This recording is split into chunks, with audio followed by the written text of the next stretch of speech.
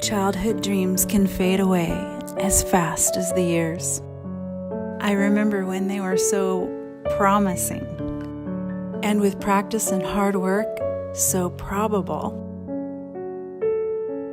And then the reaching stopped as though they were mere fairy tales. It's the realization that lies don't have to keep us in the caves of our soul, and that we can choose to open a window of truth and let Him in, to surround us with truth